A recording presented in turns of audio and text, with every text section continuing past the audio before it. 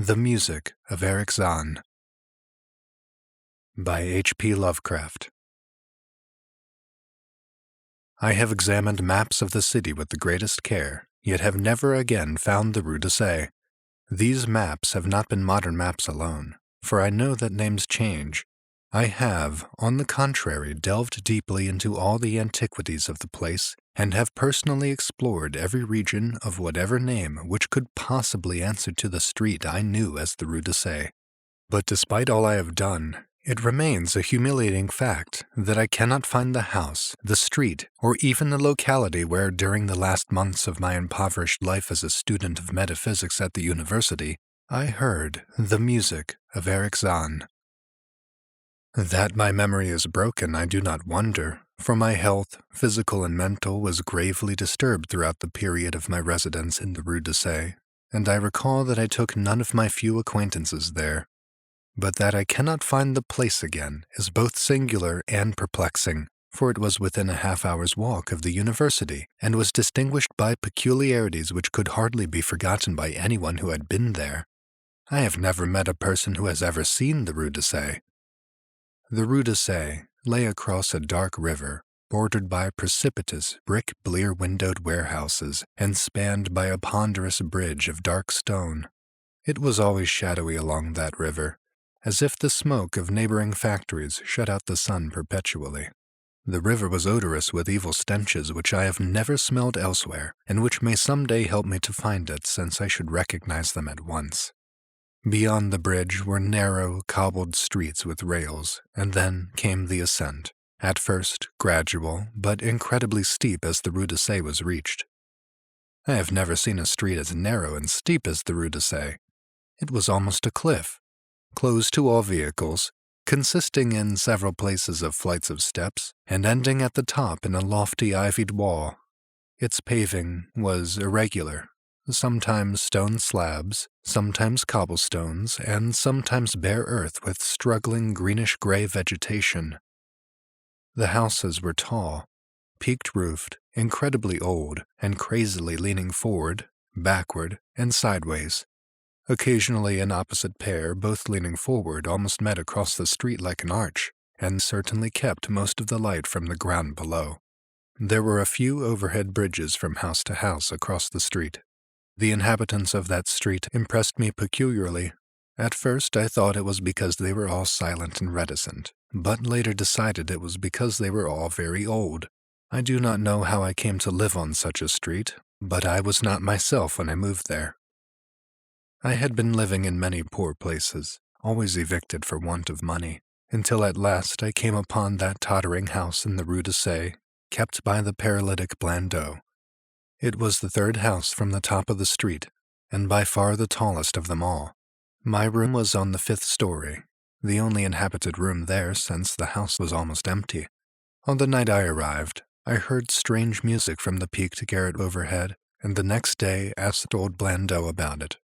He told me it was an old German viol player, a strange, dumb man who signed his name as Erich Zann, and who played evenings in a cheap theater orchestra, adding that Zann's desire to play in the night after his return from the theater was the reason he had chosen this lofty and isolated garret room, whose single gable window was the only point on the street from which one could look over the terminating wall at the declivity and panorama beyond.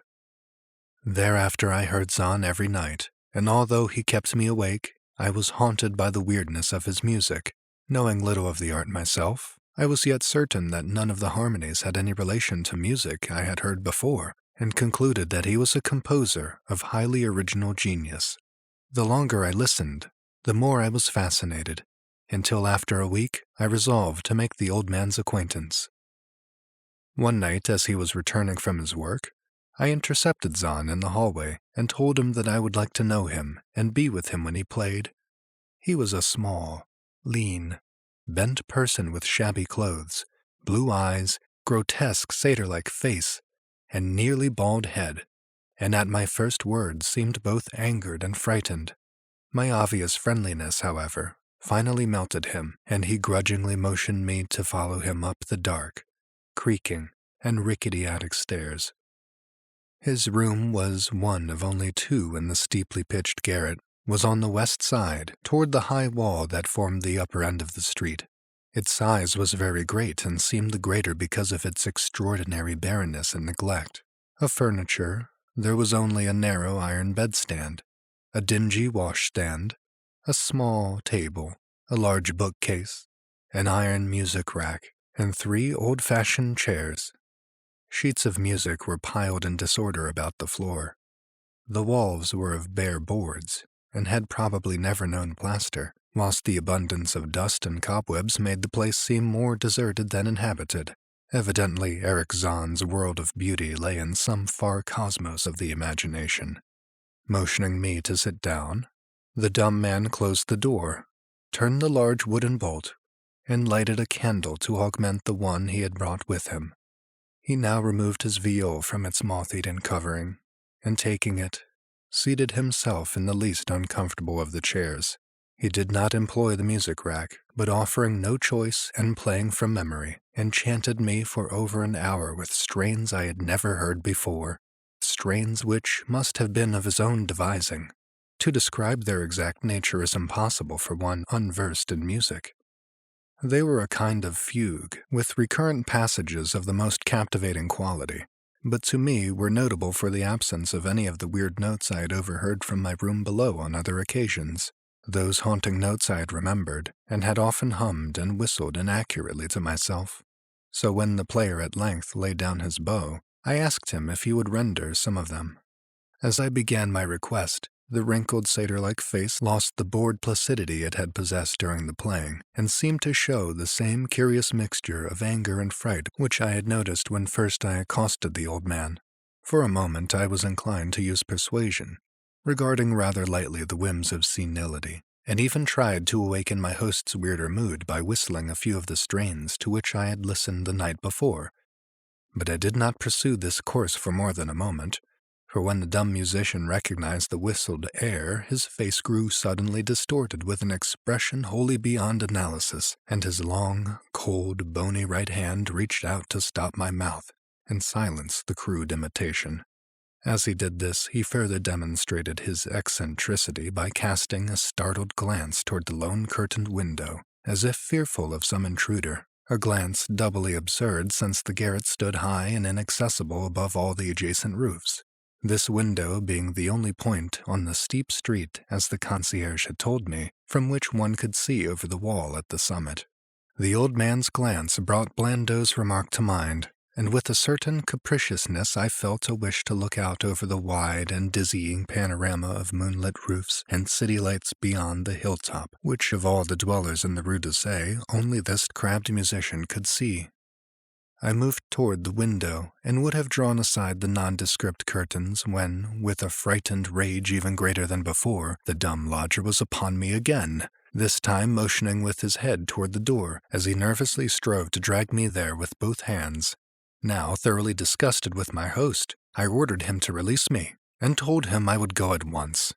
His clutch relaxed, and as he saw my disgust and offense, his own anger seemed to subside. He tightened his relaxing grip, but this time in a friendly manner, forcing me into a chair, then with an appearance of wistfulness crossing to the littered table, where he wrote many words with a pencil in the labored French of a foreigner.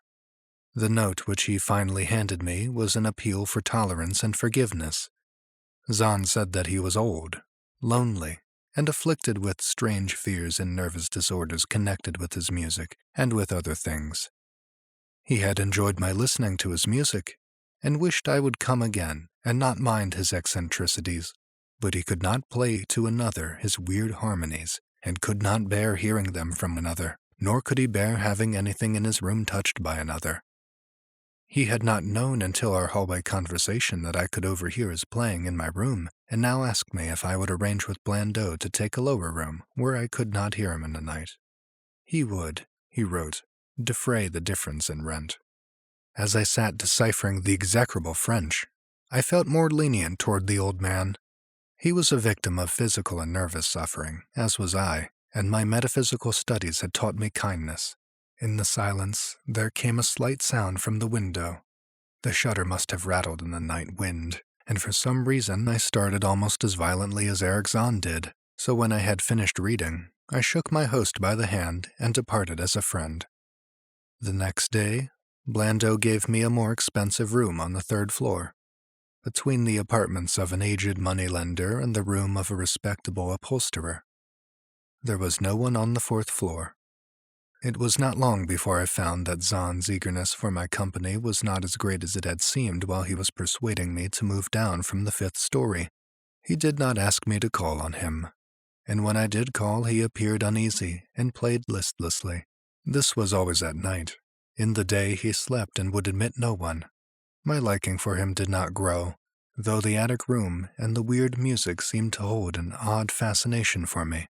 I had a curious desire to look out of that window, over the wall and down the unseen slope at the glittering roofs and spires which must lie outspread there. Once I went up to the garret during theater hours when Zann was away, but the door was locked. What I did succeed in doing was to overhear the nocturnal playing of the dumb old man. At first I would tiptoe up to the old fifth floor. Then I grew bold enough to climb the last creaking staircase to the peaked garret. There, in the narrow hall, outside the bolted door with the covered keyhole, I often heard sounds which filled me with an indefinable dread, the dread of vague wonder and brooding mystery. It was not that the sounds were hideous, for they were not, but that they held vibrations suggesting nothing on this globe of earth, and that at certain intervals they assumed a symphonic quality which I could hardly conceive as produced by one player. Certainly, Erich Zann was a genius of wild power. As the weeks passed, the playing grew wilder, whilst the old musician acquired an increasing haggardness and furtiveness pitiful to behold. He now refused to admit me at any time, and shunned me whenever we met on the stairs. Then one night as I listened at the door, I heard the shrieking viol swell into a chaotic babble of sound, a pandemonium which would have led me to doubt my own shaking sanity had there not come from behind that barred portal a piteous proof that the horror was real. The awful inarticulate cry which only a mute can utter, and which rises only in moments of the most terrible fear or anguish. I knocked repeatedly at the door, but received no response. Afterward I waited in the black hallway, shivering with cold and fear, till I heard the poor musician's feeble effort to rise from the floor by the aid of a chair. Believing him just unconscious after a fainting fit, I renewed my rapping, at the same time calling out my name reassuringly. I heard Zann stumble to the window and close both shutter and sash, then stumble to the door, which he falteringly unfastened to admit me. This time, his delight at having me present was real, for his distorted face gleamed with relief while he clutched at my coat as a child clutches at its mother's skirts. Shaking pathetically, the old man forced me into a chair whilst he sank into another, beside which his viol and bow lay carelessly on the floor. He sat for some time inactive, nodding oddly, but having a paradoxical suggestion of intense and frightened listening. Subsequently, he seemed to be satisfied, and crossing to a chair by the table wrote a brief note, handed it to me, and returned to the table where he began to write rapidly and incessantly. The note implored me in the name of mercy, and for the sake of my own curiosity, to wait where I was while he prepared a full account in German of all the marvels and terrors which beset him. I waited, and the dumb man's pencil flew.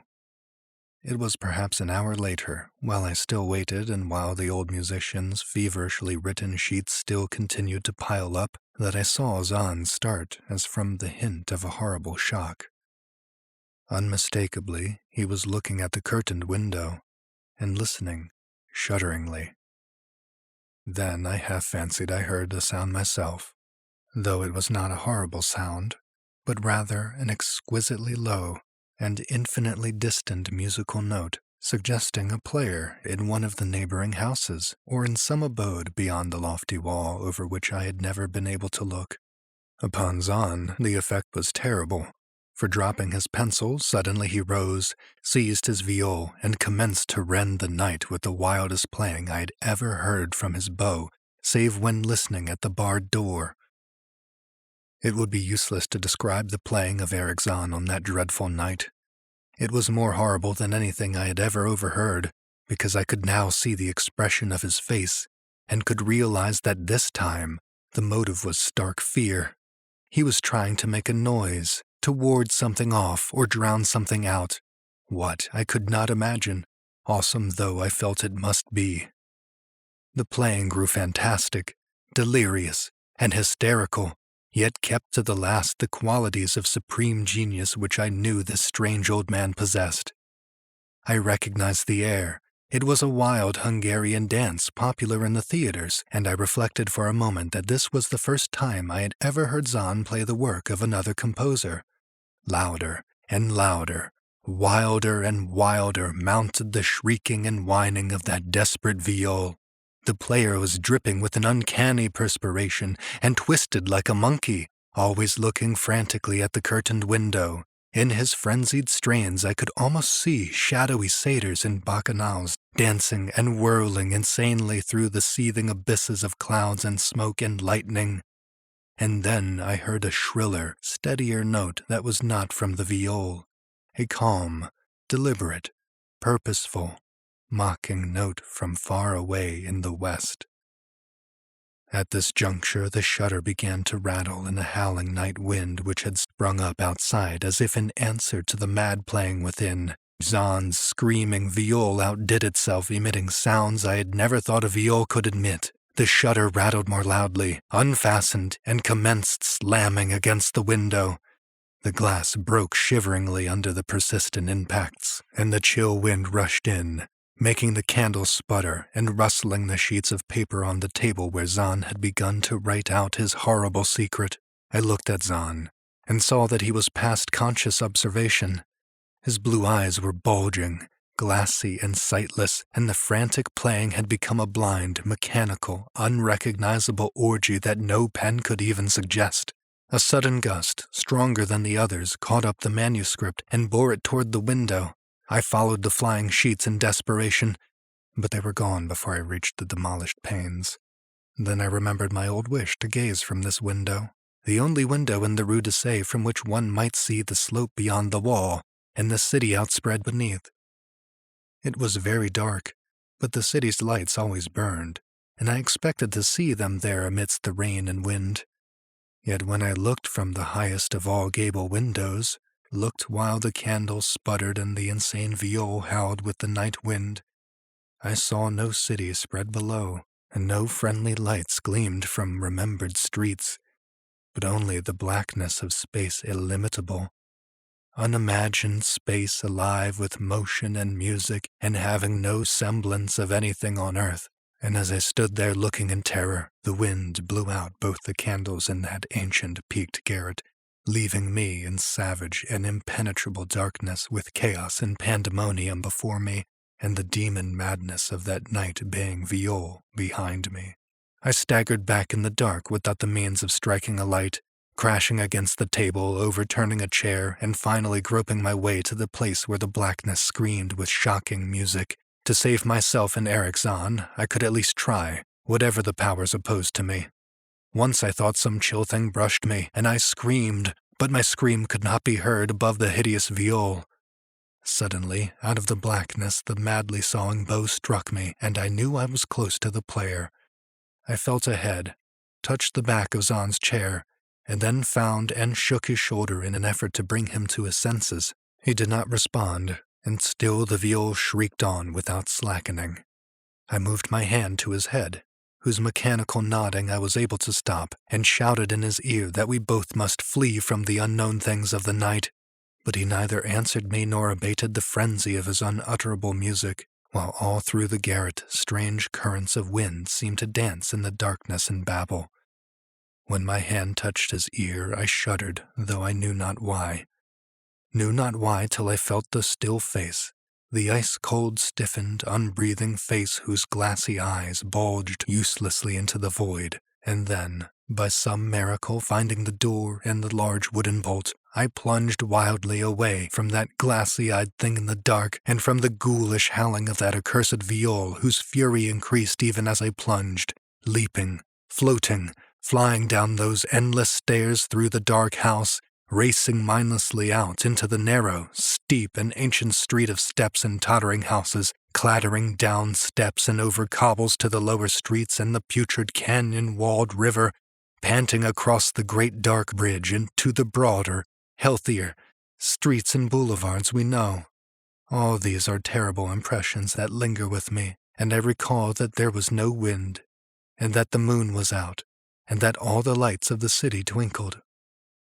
Despite my most careful searches and investigations, I have never since been able to find the Rue d'Assay, but I am not wholly sorry, either for this or for the loss in undreamable abysses of the closely written sheets which alone could have explained the music of Erich Zann.